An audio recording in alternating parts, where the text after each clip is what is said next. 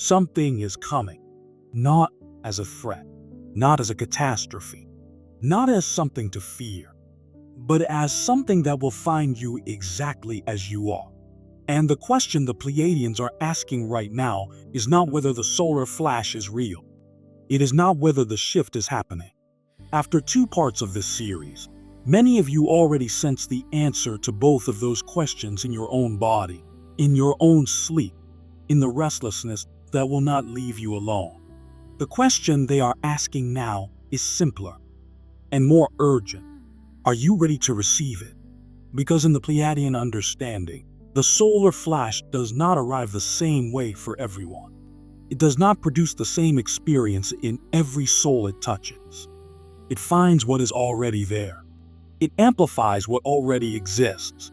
It illuminates what has been growing in the dark and intensifies whatever has been avoided in the light.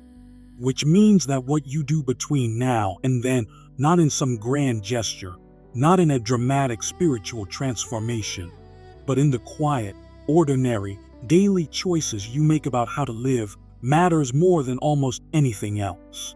This is part 3 of the Solar Flash series, and it is the most practical message the Pleiadians have offered in this entire transmission. Stay with this, all the way to the end. What comes last may be what you needed most. Part O and E, the law that changes everything.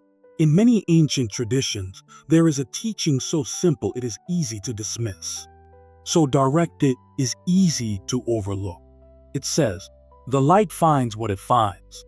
What this means is that transformation, whether it comes from within or from the cosmic environment, does not arrive as a neutral force. It is not something that happens to you the same way it happens to everyone else. It is something that interacts specifically, precisely, and intimately with the inner landscape you have been building or neglecting to build over the course of your life. The Pleiadians describe this as the law of resonance. Higher frequencies, they say, cannot be fully received by a system still organized around lower ones. Not because the higher frequencies are withholding themselves, but because the architecture of a lower frequency system is simply not yet capable of holding what the higher frequencies carry. Think of it this way. Imagine 2 vessels, both placed in the same ring. One is closed, sealed at the top, no openings, no space for anything new to enter. The other is open, wide at the mouth, receptive, prepared to receive whatever falls. The same rain falls on both, but only one is filled. This, the Pleiadians say, is the difference between a soul that has been preparing, consciously, deliberately, imperfectly, but consistently, and one that has not. The solar flash, in their understanding, is the rain. And the preparations we are about to explore are how you open the vessel. Not to become perfect, not to achieve some spiritual standard that has to be met before the light will arrive, but simply to become more available, more open, more capable of receiving and holding and transmitting what is already on its way. There are 5 of these preparations. They are not complicated. They do not require money or equipment or special knowledge. They require only the one thing that cannot be bought or borrowed or inherited from someone else. They require your genuine participation. Part TWO, the first preparation, honest acknowledgement. Before anything else can be clear, it must first be seen. This is where the first preparation begins. Not with action, not with change, but with the willingness to simply look, clearly, honestly, without the protective fog of rationalization, at what you are carrying. Because here is what the Pleiadians know about human beings, and what many of us know about ourselves if we are willing to admit it. We are carrying things we have not fully acknowledged. Old grief that was experienced but never fully felt. Fears that showed up long ago and were never fully processed, only managed. Resentments that calcified into beliefs. Wounds that became walls. Stories about ourselves and the world that once felt necessary for survival, but have long since become constraints. This accumulated weight does not disappear simply because time passes. It does not dissolve because you are a good person or a spiritual person or a person who sincerely wants to grow. It lives in the body, in the nervous system, in the habitual emotional responses that arise before conscious choice has a chance to intervene. And when higher frequencies begin to move through a system that is still carrying this weight, one of two things happens. Either the weight surfaces, becoming visible and present in a way it was not before, creating the emotional turbulence that many awakening souls are already experiencing, or it creates resistance, static in the system, a kind of interference that makes the incoming transmission harder to receive clearly. The first preparation is the practice of honest acknowledgement.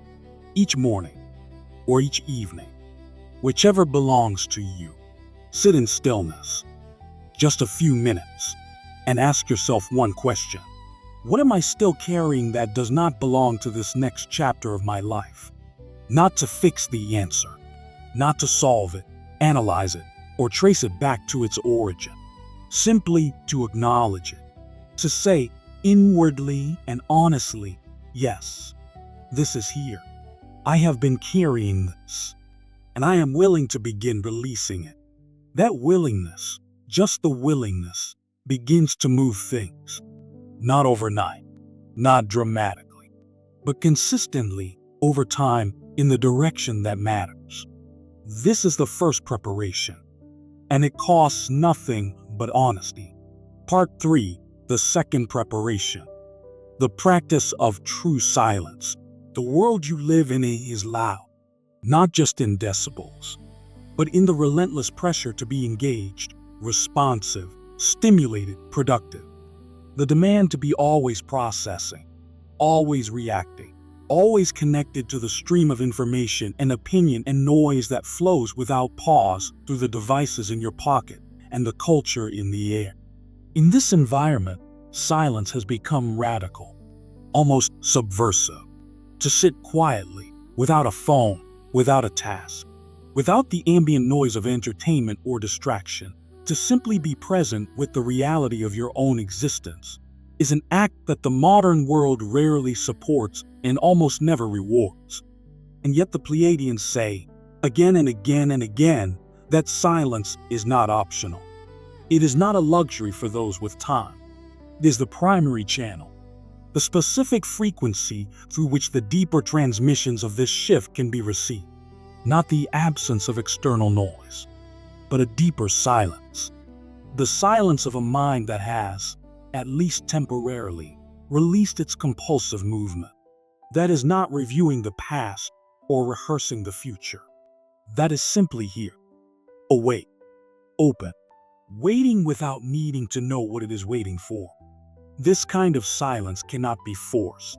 It cannot be manufactured through effort, but it can be invited, again and again, in small moments, with patience and without judgment. Begin with 5 minutes. Sit somewhere you will not be disturbed. Let your body settle. Close your eyes. Breathe slowly.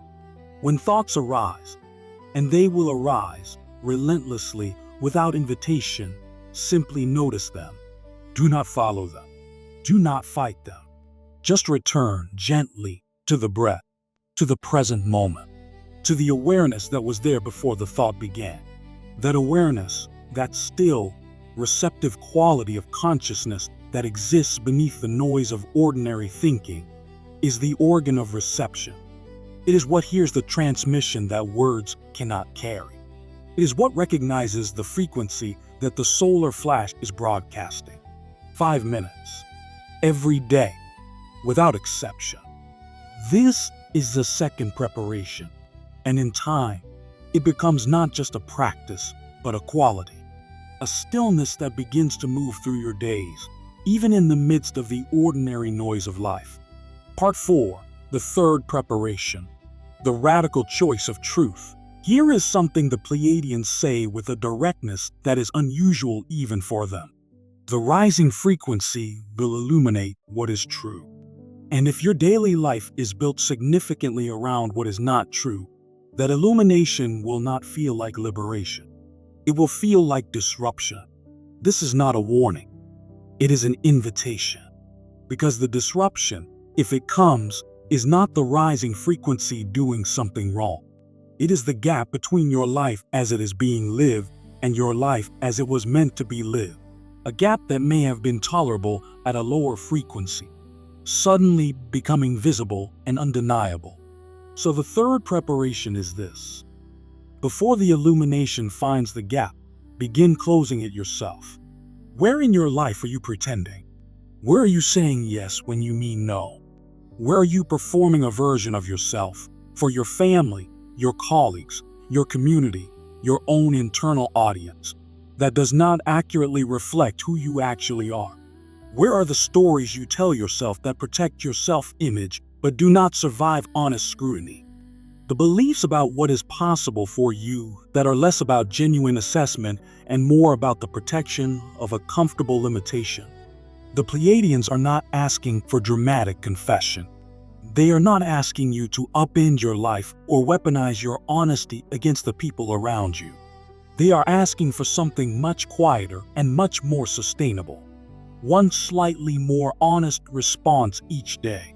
One moment where, instead of saying what is comfortable or expected or safe, you say what is actually true for you. One place where the gap between your private self and your public self narrows by even the smallest degree. This is how truth becomes a practice rather than a performance. And this practice, repeated daily, accumulated over time, transforms the inner environment in a way that no spiritual technique or cosmic energy alone can achieve. Truth is a frequency, and the more your life resonates with it, the more available you become to everything the solar flash carries. Part 5, the fourth preparation, learning to feel with others. There is a quality that the Pleiadians return to more consistently than almost any other when speaking about the conditions for receiving higher frequencies. They call it genuine compassion, and they are careful to distinguish it from its common imitations. Genuine compassion is not pity. It is not the subtle condescension of feeling sorry for someone from a comfortable distance.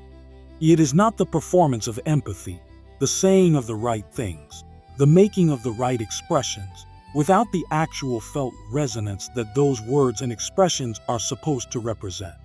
Genuine compassion is the actual capacity to feel with another person, to allow their reality to land in you, to be genuinely moved by what is moving for them, to meet their struggle or their confusion or their grief not with the need to fix it or explain it or redirect it towards something more comfortable, but simply with the willingness to be present with it. This capacity, the Pleiadians say, is not a weakness. It is not something that depletes you or leaves you vulnerable or makes you less able to navigate your own life clearly. It is, in fact, one of the clearest signs of a consciousness that has grown beyond the isolating fiction of complete separateness. Because here is what genuine compassion requires. It requires you to recognize, in the person in front of you, something you also know from the inside. The fear, the uncertainty, the longing to be understood, the effort of trying to be a decent human being in circumstances that make it genuinely difficult. When you recognize that, something happens. The default distance closes. The reflexive judgment softens. What remains is something that feels, in the Pleiadian understanding, like the beginning of what love actually is. Not as a feeling that comes and goes, but as a way of perceiving, a way of being present with others that changes both of you, often without a word being spoken. Practice this today, in one encounter, with one person.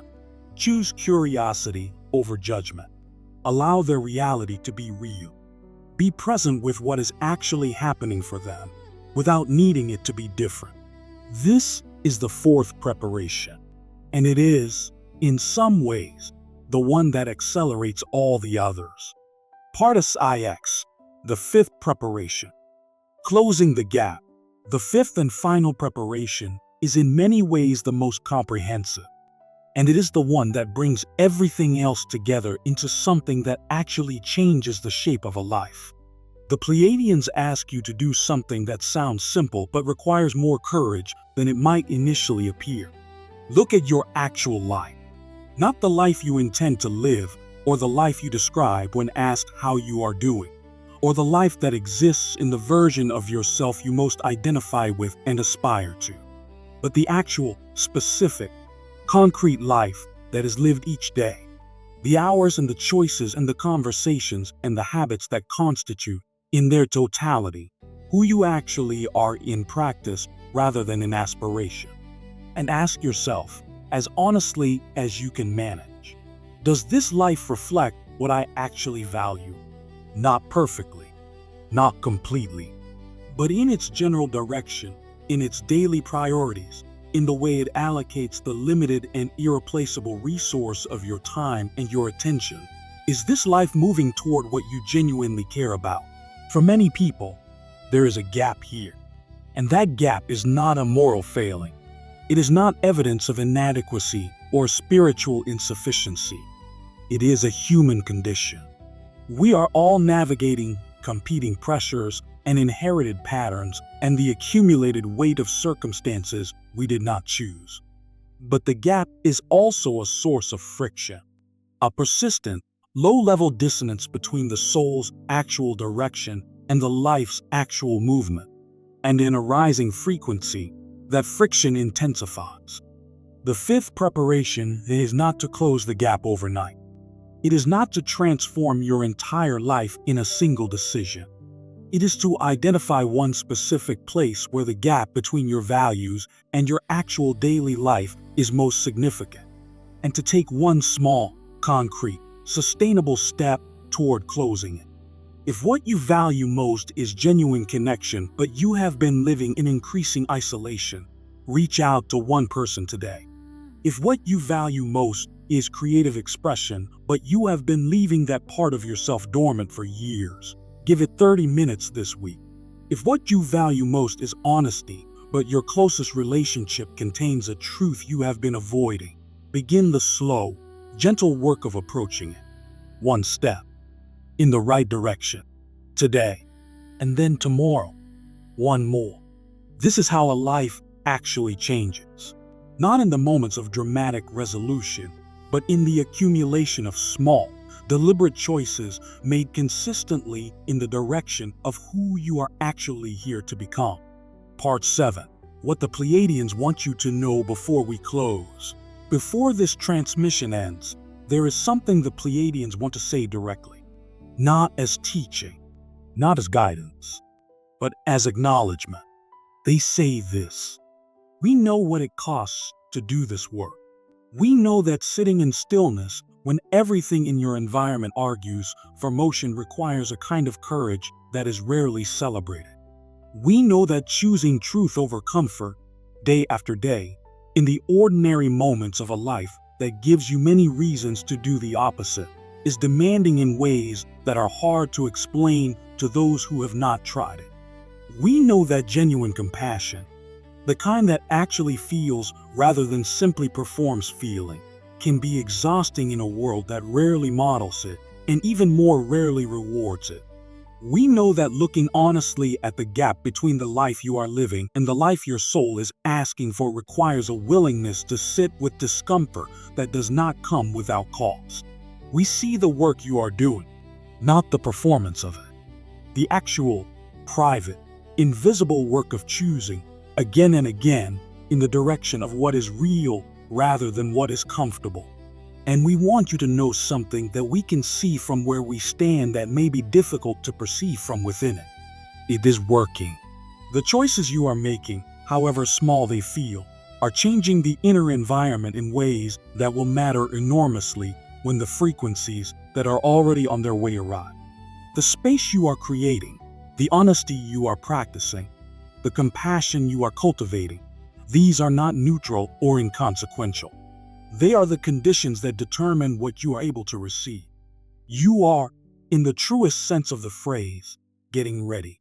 Not for something to fear, not for something to survive, but for something that, if received clearly and held well, has the capacity to change everything. We are with you. We have always been with you. And we will be with you as the light continues to rise, one honest step at a time. That is all it has ever taken. And it is enough. Closing. 5 preparations. 1. Begin the practice of honest acknowledgement. Ask yourself each day what you are still carrying that it is time to release. 2. Develop your relationship with genuine silence. 5 minutes. Every day. The awareness that lives beneath the noise is the channel. 3. Choose truth over comfort in the small moments. Close the gap between your private self and your public life, one honest response at a time. 4. Practice genuine compassion. Allow one person today to be real to you. Meet them with curiosity rather than judgment. 5. Identify the gap between your values and your daily life and take one small step toward closing it. Today, not perfectly, just honestly, one step, one day, and then another. Leave a comment below and tell us which of these 5 preparations feels most alive and most necessary for you right now. Your words help others feel less alone in the work they are doing. And in a journey like this one, knowing you are not alone makes all the difference. If this series has spoken to something real in you, share it with one person who needs to hear it. The people who are drawn to this kind of message are often looking for each other without knowing it. Take what resonates, leave what does not, and trust yourself completely to know the difference. With love from the Pleiadians and from all of us here at Lumora Awakening, the light is rising, and so, without question, are you. This content is offered for spiritual reflection, symbolic interpretation, and personal insight only. It is not presented as scientific fact, medical advice, or a prediction of real-world events.